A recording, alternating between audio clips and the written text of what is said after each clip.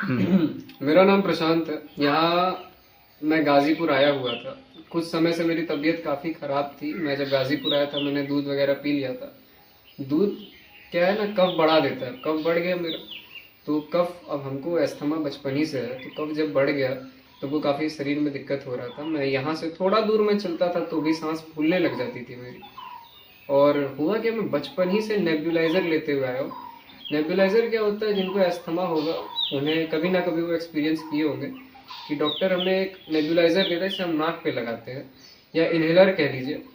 वो क्या करता है ना, कफ को जमा देता है। जैसे आपका कफ लिक्विड फॉर्म में था उसको सॉलिड फॉर्म में कर देता है। तो इससे होता क्या कि कफ तो शरीर ही में रहेगा। हाँ, आपको कुछ समय के लिए टेम्पररी ऐसा होगा कि आपको ठीक लगेगा, हो सकता है महीने भर के लिए आराम रहेगी, हाँ चलो ठीक है, लेकिन वो खत्म नहीं करता है।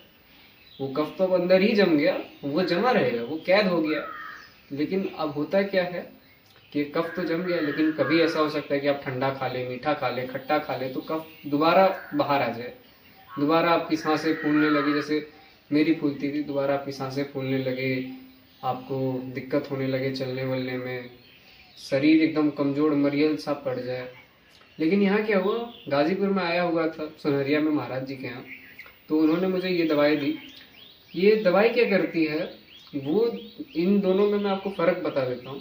नेब्यूलाइजर और इनहेलर जो ये टेम्पररी काम करता है, ये काम भले जल्दी करता है लेकिन काम टेम्पररी करता है। ये करता क्या है, जैसे मैंने आपको शुरुआती में बताया कि कफ जमा देता है, लेकिन ये कफ को फाड़ता है। कफ जमाने और फाड़ने में काफ़ी अंतर है। वो तो जमा दिया, अब शरीर के अंदर है, ये कफ फाड़ देगा। ये जैसे मैं इसका आपको एकदम बहुत डिटेल में और अच्छे से काम बता देता हूँ, एकदम साधारण भाषा में, एकदम आसान से आसान। ये जब आप नाक में लेते हैं, ये बच्चों के लिए और बड़ों दोनों के लिए अलग लगाता है। ये जब आप नाक में लेंगे जैसे से, तो ये जैसे नाक में आपका जमा हुआ है कफ, तो फाड़ते जाएगा उसको।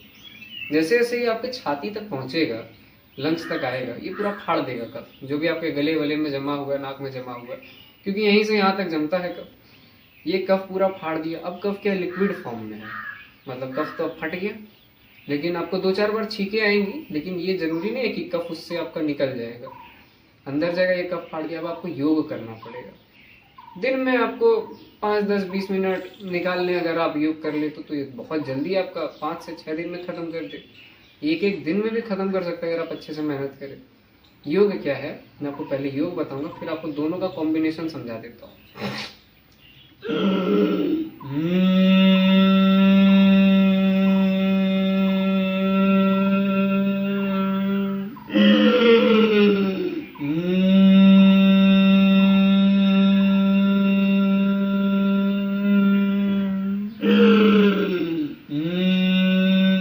ये है वो योग। आपको इसको 21 बार नहीं भी तो करना है।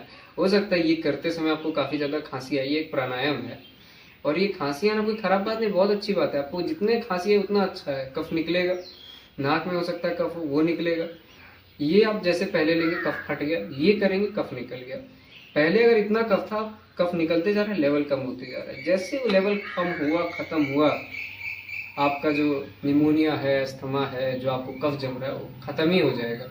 और ये आपको रेगुलर करना है। ये नहीं कि आपने एक हफ्ता किया, कफ खत्म, अब छोड़ दो, अब मैं ठंडा खाऊंगा, मीठा खाऊंगा, खट्टा खाऊंगा। आप करते रहिए इसको रेगुलर, 10 से 20 मिनट डेली निकालिए, करिए, सब ठीक हो जाएगा। धन्यवाद।